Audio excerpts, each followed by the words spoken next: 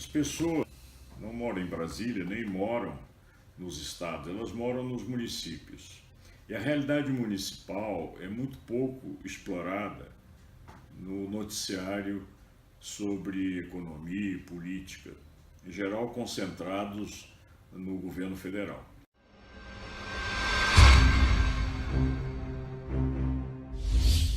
Os principais problemas vividos pela população se dão na esfera local.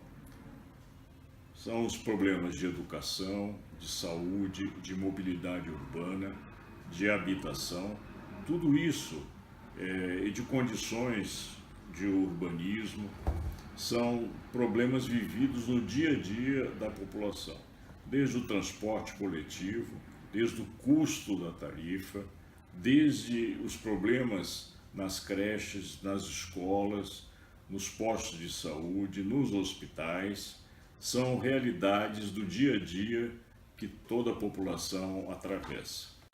Falar em problemas municipais significa, primeiro, discutir o orçamento municipal. O orçamento municipal, ele mostra não apenas as receitas, mas também, principalmente, as despesas, para onde vão essas despesas.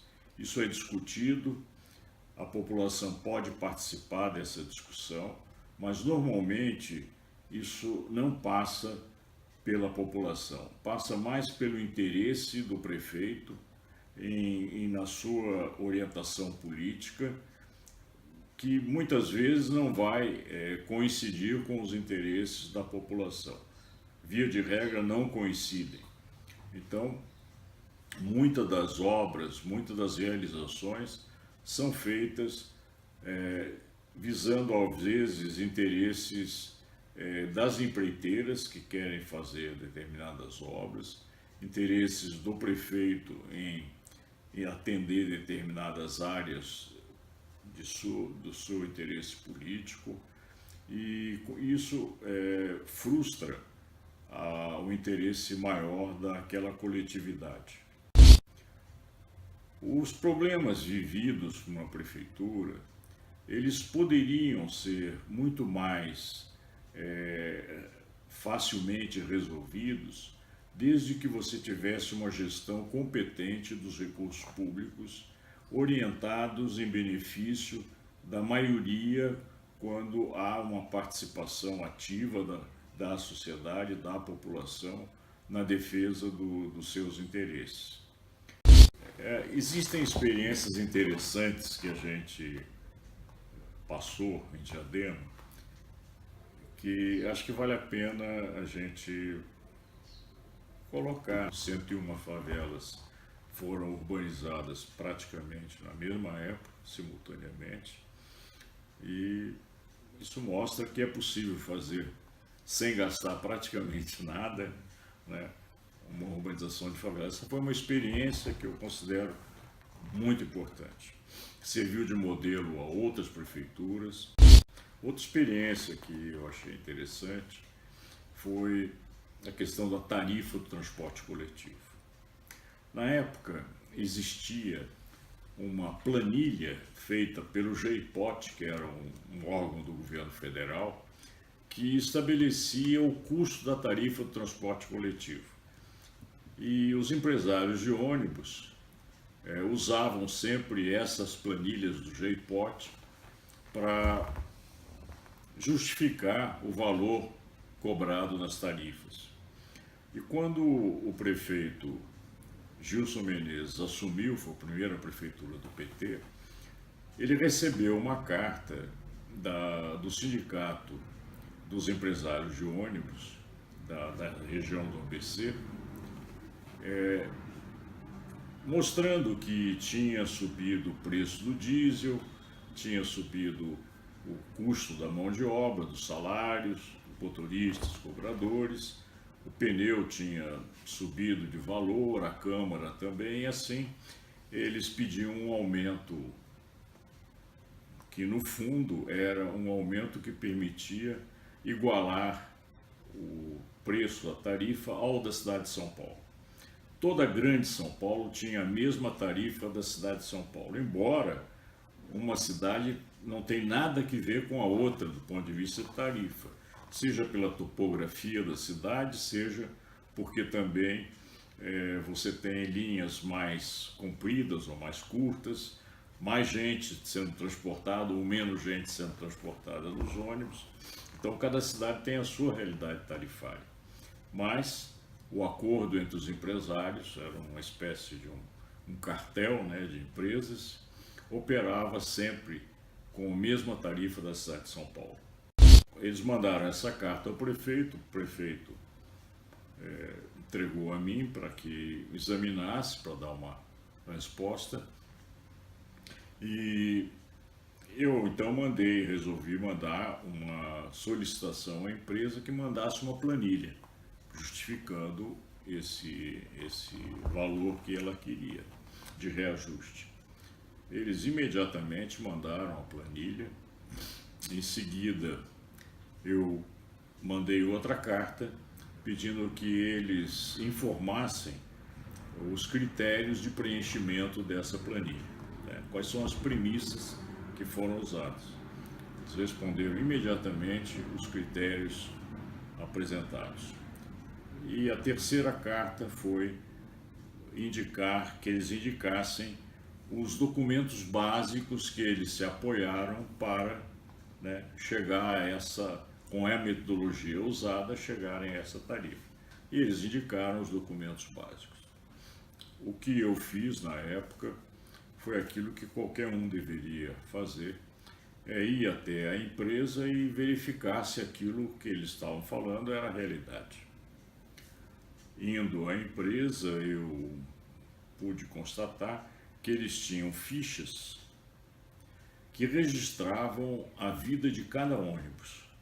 Quanto eles puseram cada dia de diesel, que é o combustível, se trocou o pneu, enfim, eles colocavam os valores também, né?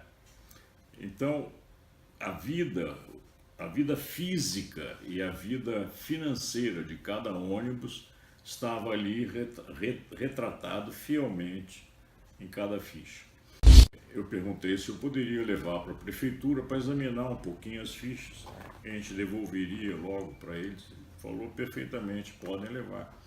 Nós levamos e ali organizamos um pool de pessoas que simplesmente transcreviam os dados dessas fichas para uma planta que nós estabelecemos para poder dimensionar o valor de custo de cada ônibus.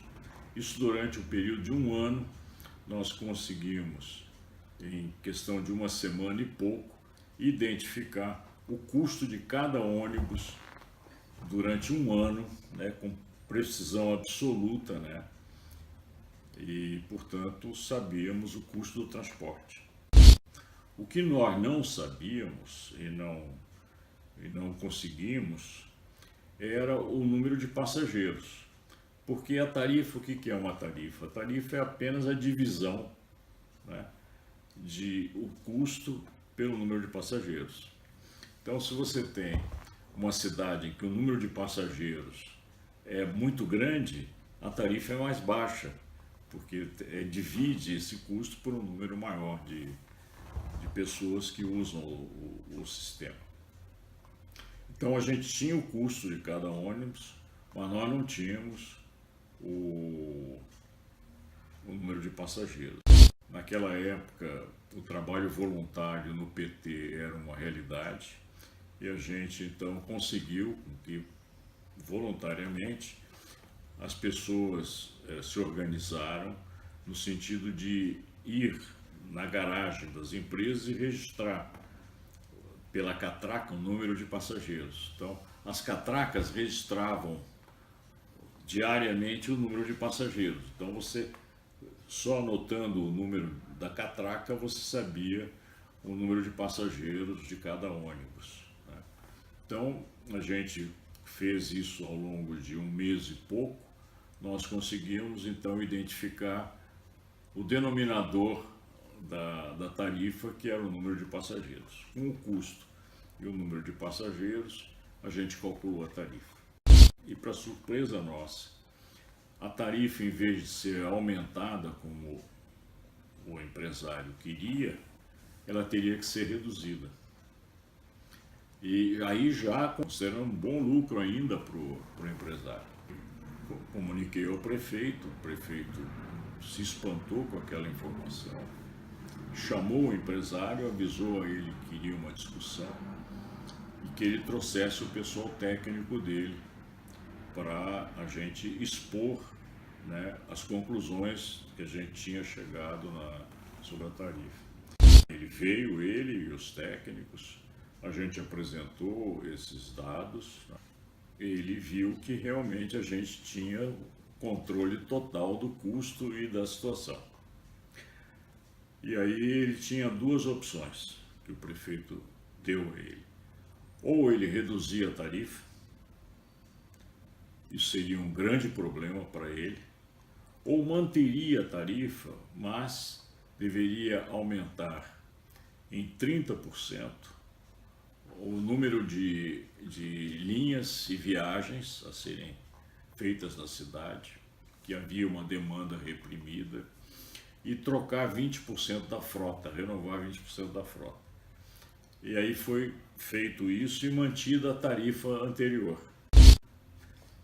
Isso, uma vez na reunião concordada pelo dono da empresa com o prefeito fez uma ata, foi assinada essa ata por todos ali presentes e passou a ser a cidade de Diadema a única que manteve a tarifa na região do ABC com toda essa melhoria no sistema, né, que foi feito.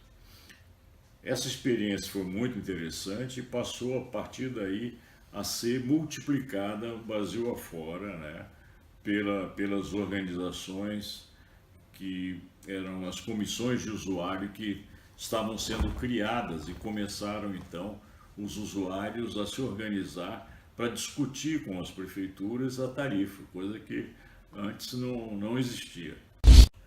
Uma parte importante do orçamento das prefeituras é gasto com transporte coletivo, né? E os prefeitos nunca se preocupavam com isso, e é interessante que os grandes financiadores de campanha de prefeitos e vereadores no âmbito municipal são os donos das empresas de ônibus. E muitas vezes a gente vai encontrar prefeitos que são donos de empresas de ônibus.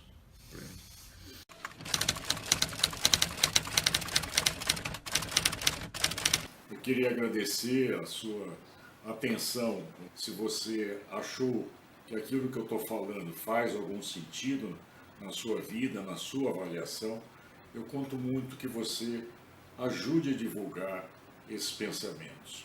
Normalmente a gente não vai conseguir essas ideias, discuti-las nos meios de comunicação.